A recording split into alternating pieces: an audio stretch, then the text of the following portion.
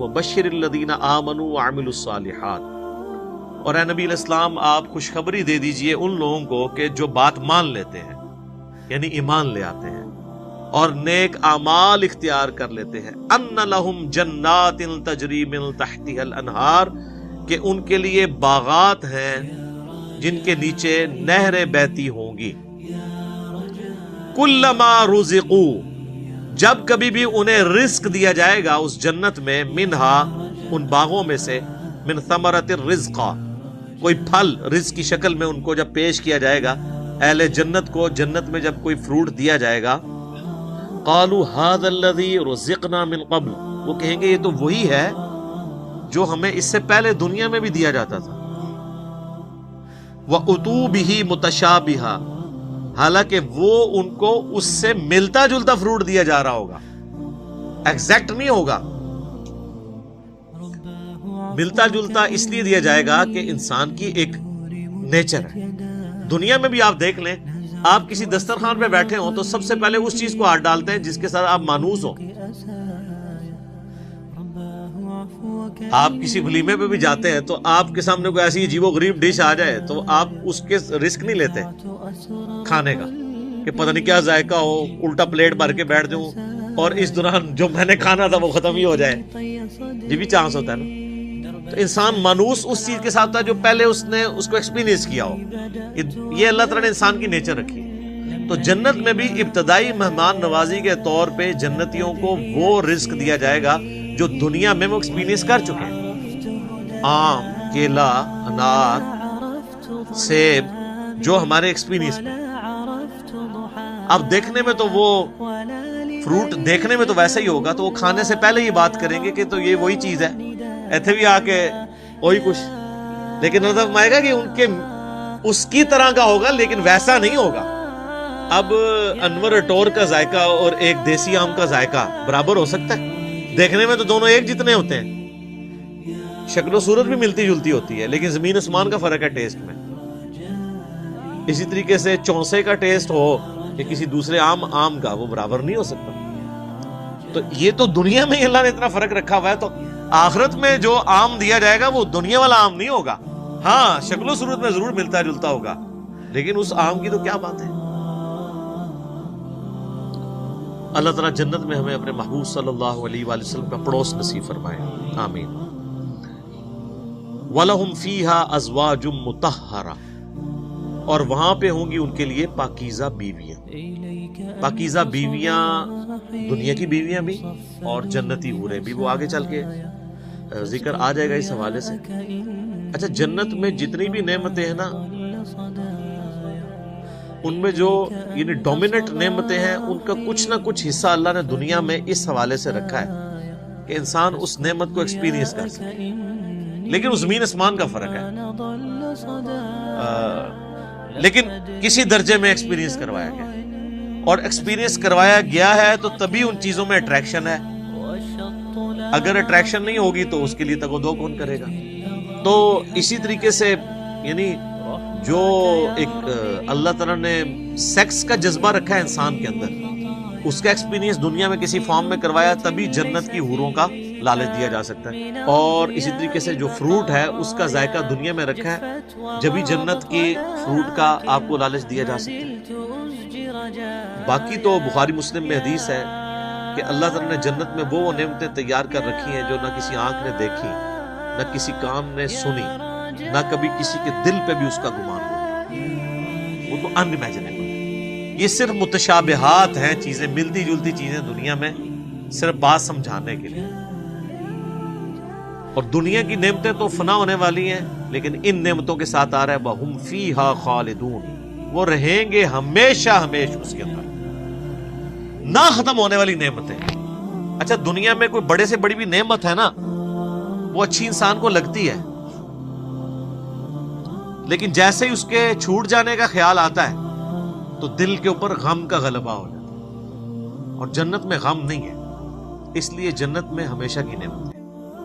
صحیح مسلم میں ایک حدیث ہے کہ جب جنتی جنت میں داخل ہونے لگیں گے تو ان کو ایک ندا کی جائے گی، جاتے ہی خوشخبری ملے گی، تمہارے لیے مبارک ہے، آج کے بعد تمہیں کبھی موت نہیں آئے گی، تم ہمیشہ زندہ رہو گے۔ آج کے بعد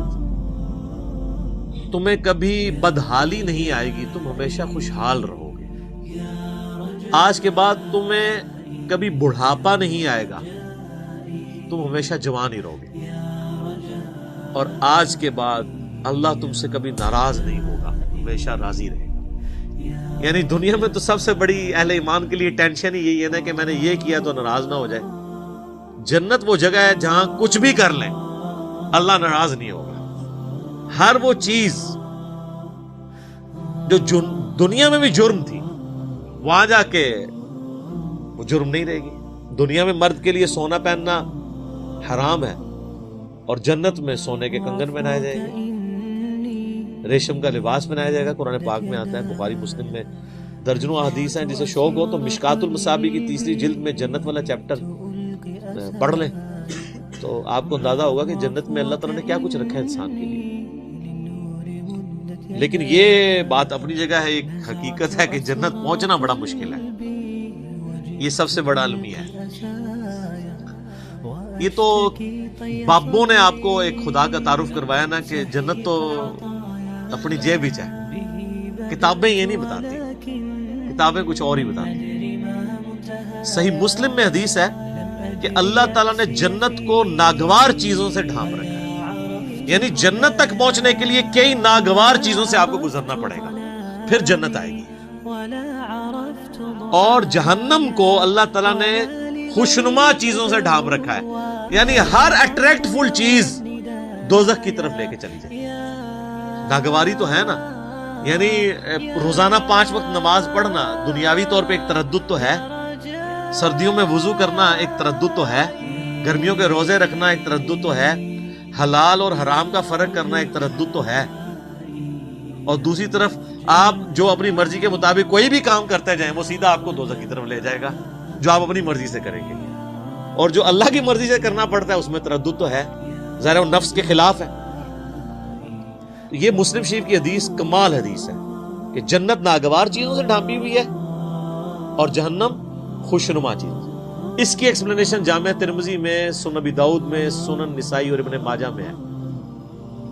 کہ جب اللہ تعالیٰ نے جنت کو پیدا کیا تو حضرت جبرائیل علیہ السلام سے کہا کہ جائیں جنت کو جا کے وزٹ کریں کہ میں نے کیسی رہنے کی جگہ بنائی ہے۔ جب حضرت جبرائیل علیہ السلام جنت گئے اور اس کی خوبصورتی دیکھی تو اللہ تعالیٰ نے کہا کہ جبرائیل کیسا پایا جنت کو؟ انہوں نے کہا اللہ تیری عزت کی قسم